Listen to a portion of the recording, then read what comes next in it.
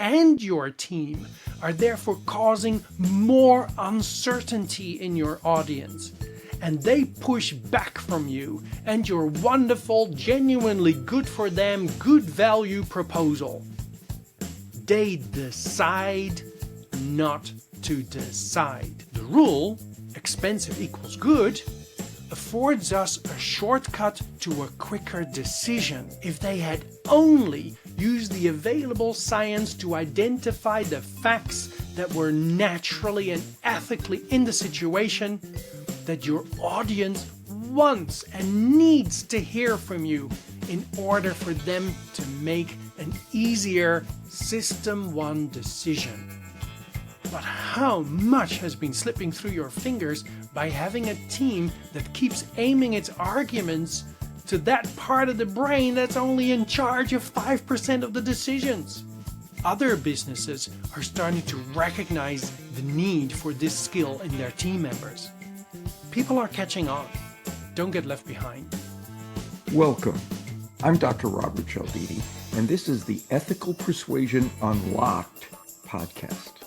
Here, you'll find lessons from the science of persuasion and business growth strategies to unlock the success that has always been yours. Your host is Patrick Vanderbert, a first mover and licensed trainer of the Cialdini Institute, joined by valuable guests whose advice you won't want to miss. Why is it that people who have been in the same industry for a long period of time admit the same thing?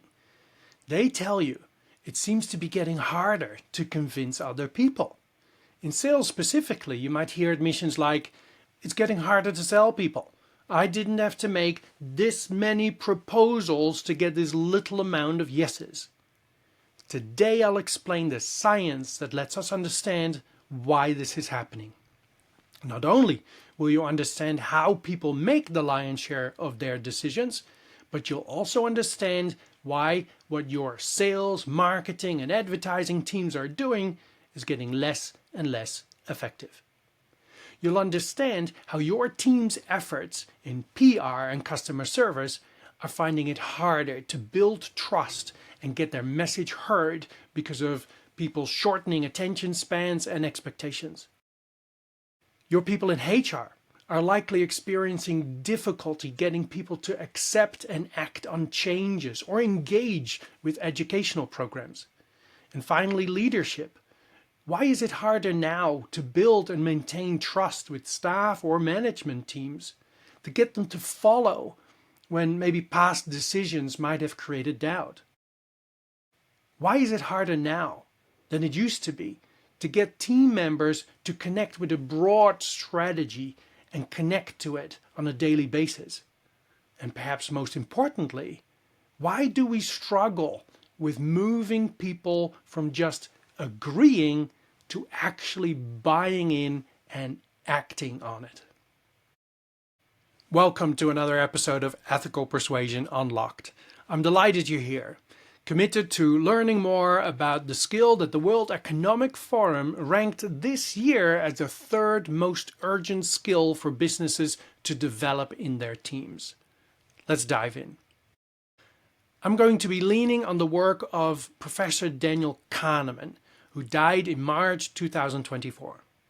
Daniel Kahneman was a professor in psychology and a behavioral scientist. He won a Nobel Prize in economics in 2002, which may be somewhat unexpected. I mean, what would someone in the field of psychology and behavioral science figure out that had such a big impact on economics that he'd win a Nobel Prize for it? The explanation is that a significant portion of his work was focused on decision making, and decisions have a profound impact on economics. Old economics had the belief human beings are logical, rational creatures, and we would therefore use logic and reason to formulate our decisions. Well, Daniel Kahneman proved that that was incorrect, and that was one of the main reasons why he won a Nobel Prize. I'll explain in terms that anyone can understand. When it comes to decision making, our brain has two parts, System 1 and System 2. System 1 is the intuitive part of the brain, and System 2 is the logical part of the brain. Let's look at System 1 first.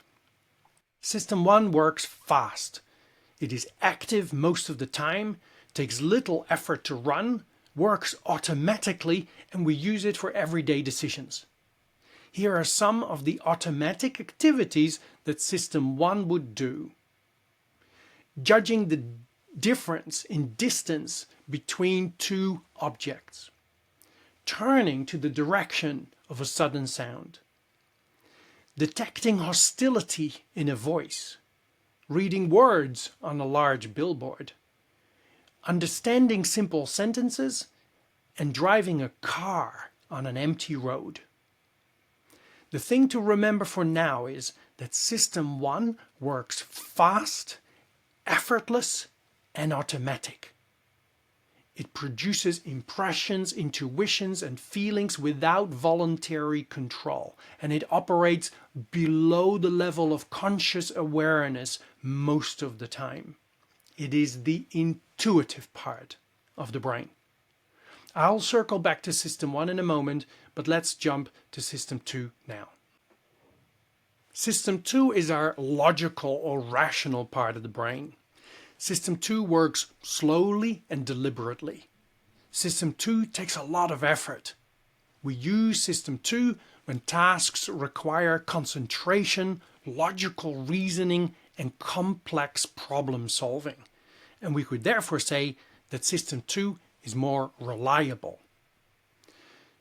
We can associate System 2 with conscious thinking. Kahneman also calls System 2 the lazy controller. System 2 often accepts the quick answers provided by System 1 without questioning them, unless it is forced to intervene. Here are some of the diverse activities that System 2 would do, but they require attention and are disrupted when the attention is not available.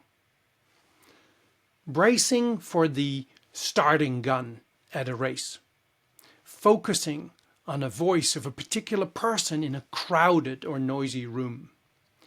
Monitoring the appropriateness of your behavior in a social situation.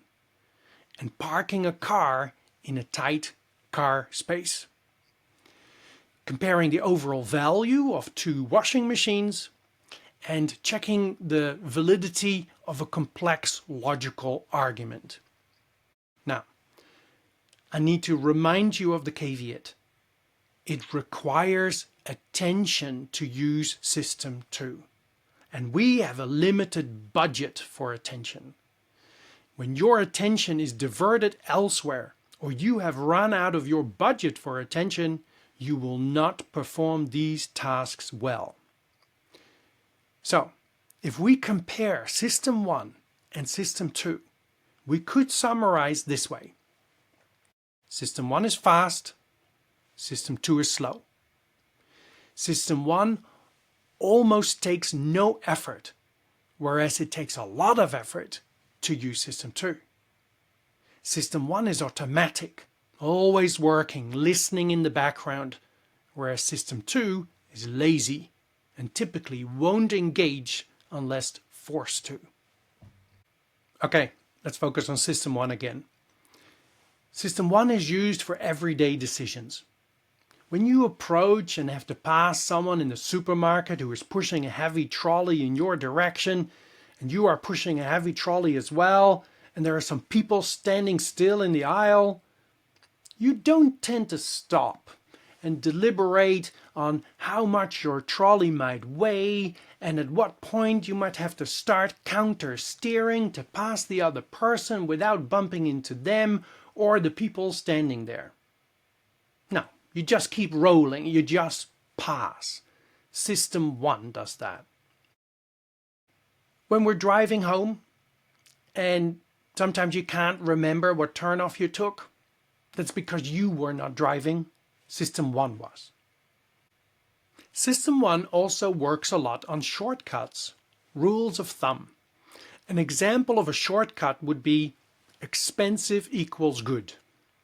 When you are shopping and need to make a decision on purchasing an item you don't know much about, such as a front door for your house, you could delay that decision. You could leave the hardware store and head to the library, where you can borrow books on timber types, door construction, types of glass, varnishes, paint. And for a month or three, you could educate yourself about everything involved about making a quality door. You could then do some courses in door construction to learn the latest techniques, and finally, 5 months later, you could return to the hardware store and make an educated decision about which door to buy. But I'm guessing you don't have the time for that. Instead, you might remember that expensive things tend to be better. Expensive equals good. And if you just spend a little bit more money than you were originally thinking, the chances are that you will get a door that is of higher quality, will keep your family safer, and will last you longer. And you know what? Chances are that is exactly what will happen. It is not guaranteed, but most of the time, more expensive things tend to be better, which is precisely why that rule of thumb is in your head. Now, it's not guaranteed that this is always the case. Sometimes things that are more expensive are not the best choice, have lower quality, and don't last as long. Which is why we say that System 1 is error-prone. It doesn't work perfectly all the time, but most of the time it does. And so the shortcut, the rule, expensive equals good, affords us a shortcut to a quicker decision, and we can move on with our day. There are other rules of thumb or shortcuts that we look for when we need to make a difficult decision. Let me tell you a story and then explain how this links to the principles of persuasion.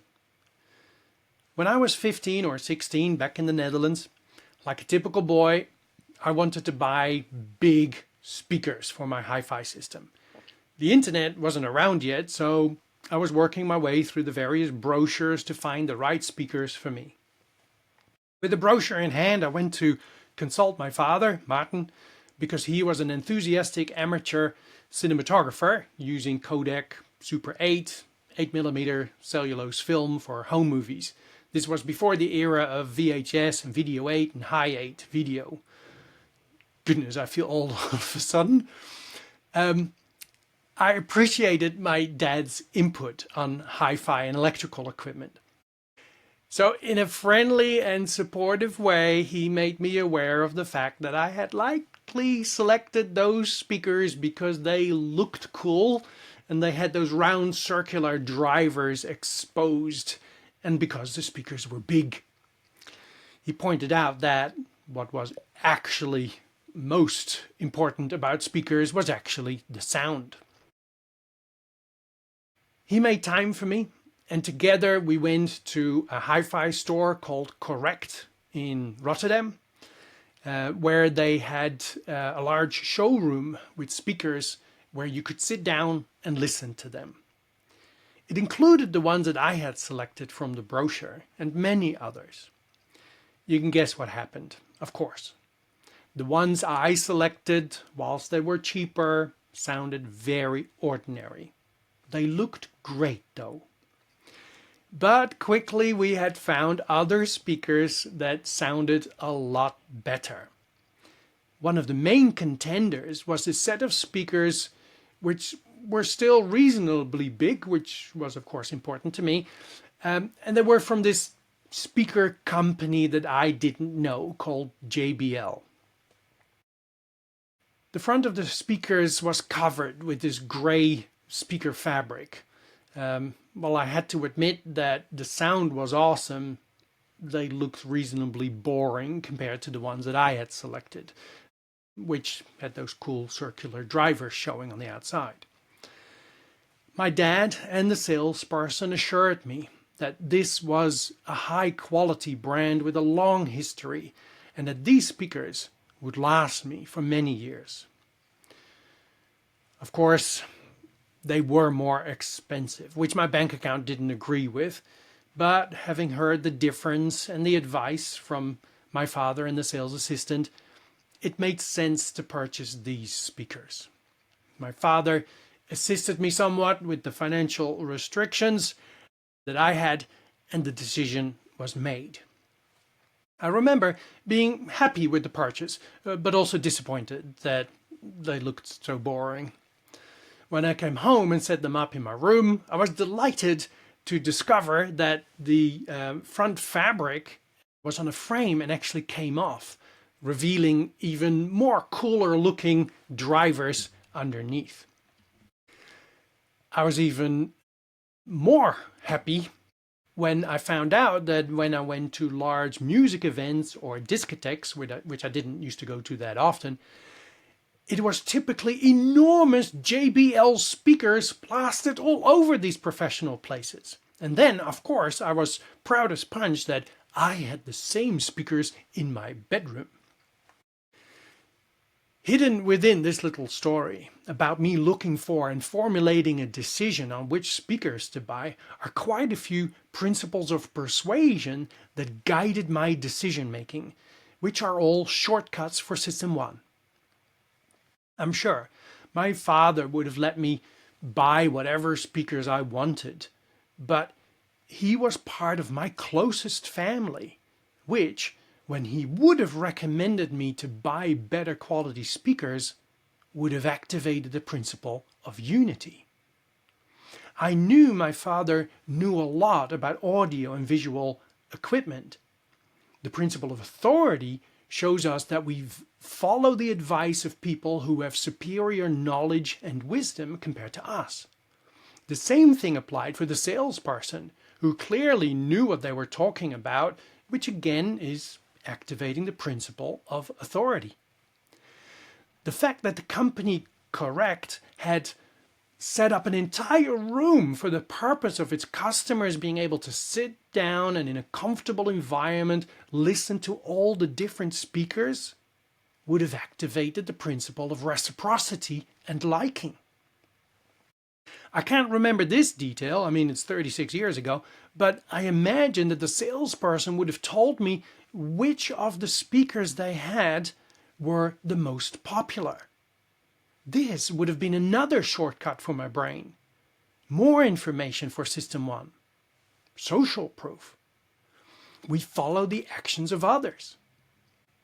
My mother always used to comment that once an idea had jumped into my head, I always needed to act on it immediately. And I have to admit that I'm still very much like that. But I would guess that between the idea of me needing speakers and finding the brochure and buying them in the shop, it would have been probably less than 5 days. Had I been a more patient person and discovered the JBL brand and had then subsequently figured out that this brand was often used in large public events and discotheques, this would have activated the principle of authority again. Now don't worry, I will explain all these principles in much greater detail in coming episodes. But all of these principles are information System 1 can act on. They are all shortcuts for the brain to use. And those speakers, by the way, in case you're wondering, they came with me to Australia. They still sound amazing and they get used nearly every day. Maybe in the end they'll end up in the home of my daughter one day. A great example reinforcing the rule that expensive equals good. The reason I thought of this example with the speakers is because right now I'm interested in purchasing some smaller speakers for my office. Now that I'm recording these podcasts, I want to make sure that the audio sounds good. Come to think of it, the tight-ass Dutch teenager inside of me got control and I bought some relatively inexpensive speakers, which, after plugging them in, clearly were very low quality, so they're going back. Nowadays, with easy access to the internet, doing research and shopping is very different. You probably recognize some of my behavior in your own. I jumped on YouTube and I looked for a review on desktop speakers. Some young fellow had a whole bunch of speakers that he had tested and was sharing his insights. While I'm not sure about his qualifications or level of authority, his insights are the opinion of someone else. And we follow the advice of others, which is social proof. He had 117,000 views on that video, so clearly other people like me value what this guy had to say. So listening to him was probably safe to do. I did look up JBL specifically, but they don't seem to offer this type of speaker at this time. They did used to have something, but on various websites people had left poor reviews about these speakers. I could have investigated further, I could have rung stores, I could have spoken to salespeople, but seeing the average score people had given about these speakers was a shortcut for me. And I quickly drew the conclusion that this is something that JBL might not be good at. Decision made because of social proof. And I moved on. The question we could ask is, how often do we rely for our decisions on System 1? How often do we take these shortcuts? Daniel Kahneman points out in 2002 that 90% of our decisions are made by System 1. Now it is suggested that this is 95% and that percentage keeps increasing. And here lie some interesting insights for all of us. First of all, you might be puzzled to realize that many of our daily decisions are made on autopilot, without System 2, the lazy controller, even engaging. Secondly, you might be wondering why this percentage is increasing. This has to do in part with our attention span. Back in the 80s, we had an attention span of 20 minutes. You might be familiar with the story that the attention span of the goldfish is 9 seconds. Our attention span is now 7 seconds. Yes, we've been beaten by the goldfish. The introduction of the internet gave us access to more things more quickly, and so more decisions needed to be made. Now, with the smartphone in our lives, the stimuli, which was already high in our lives, has gone through the roof. You know what happens. You pick up the phone because you need to make a call, you unlock it, and immediately 26 apps pop up asking you to decide to interact with them. You notice the red dots on social media and messenger app icons indicating messages and notifications which are asking you to make a decision to interact with them. You might open one app, which leads to a flow of information towards you. You open a message, which might lead to another message, maybe a link to something else, a website, a news article. 20 minutes later, you put the phone down and you think to yourself, what did I pick that thing up for? You didn't even last 7 seconds. 2 seconds you were gone. As Dr. Cialdini would say, we live in the most information overloaded, stimulus saturated environment that has ever existed on the planet. But some people argue with this 95% of decisions being made by the automatic System 1.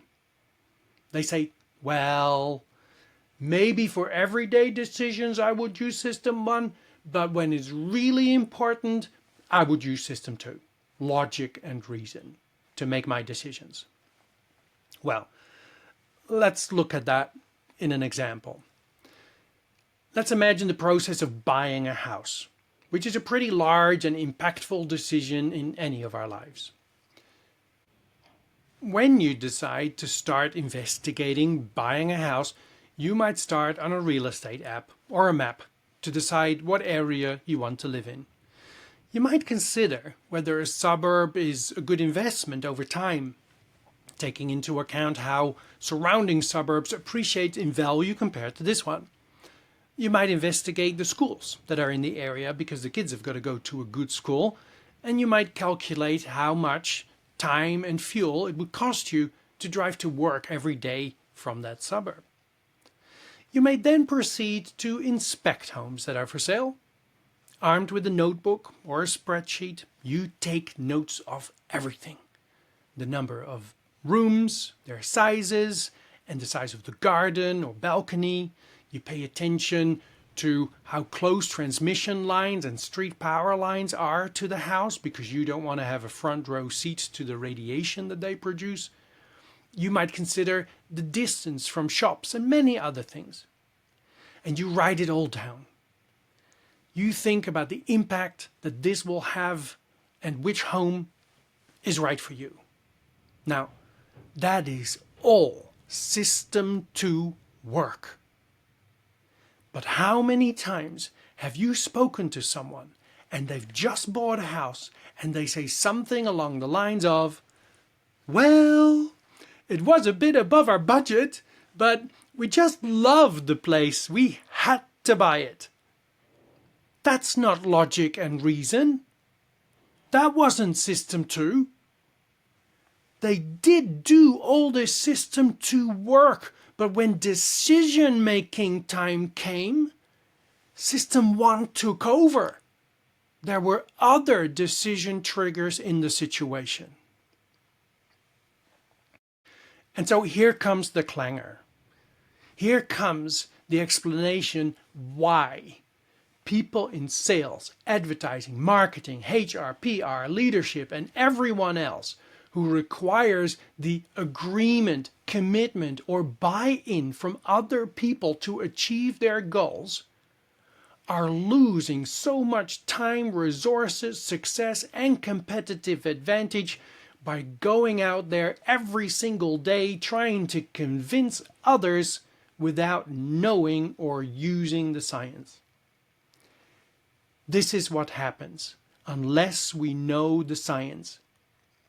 When we sit down and contemplate how we're going to get people to interact with our lead generating efforts, to agree to a meeting or a call, or how to convince people to buy our product or service, to follow our request, to do as we ask, to participate in training and trust what we are saying, to buy into our vision, to not only say yes, but also do what they say they would do, to get our team members to form a strong, loyal bond to the company and each other, to be motivated to do their work. When you and your team members are sitting down and coming up with ideas to accomplish that, you and your team members are consciously thinking, and you are therefore in System 2. And System 2 tends to come up with the types of information that needs System 2 in the other person to process and consider that information. We can see from the increasing dependence on System 1 for decision making, indicated by the percentage increasing from 90% to 95% or maybe more, and from the shortening attention span of our audience, the people receiving our message, that they don't have the time or the bandwidth anymore to process your System 2 rational reason why your proposal is a good match for them. You and your team are therefore causing more uncertainty in your audience, and they push back from you and your wonderful, genuinely good for them, good value proposal. They decide not to decide. And when that happens, Your team members experience the fact that they didn't get a yes as having received a no. But in too many cases, that could have been a yes. If they had only used the available science to identify the facts that were naturally and ethically in the situation, that your audience wants and needs to hear from you in order for them to make an easier System 1 decision. Maybe now you can start to appreciate and contemplate the impact this has had on your success so far. You might be successful because you're turning a nice profit, but how much has been slipping through your fingers by having a team that keeps aiming its arguments to that part of the brain that's only in charge of 5% of the decisions? This also explains why the impact of making communication changes based on the science of ethical persuasion can have such a big impact in recovering those successes that are lost every day without using that science. Let me highlight a few examples of how big an impact that can have. You heard in my first episode how a recommendation to students saw them increase their success rate in not being expelled from university, which we can assume would be high on the list of priorities for anyone, was increased by 514% by using a strategy that activated one of Dr. Cialdini's universal principles of persuasion. In coming episodes, you'll hear how by adding a single sentence to what a receptionist was saying to incoming callers, which included another one of Dr. Cialdini's principles of persuasion, booked appointments went up by 20% with a single sentence.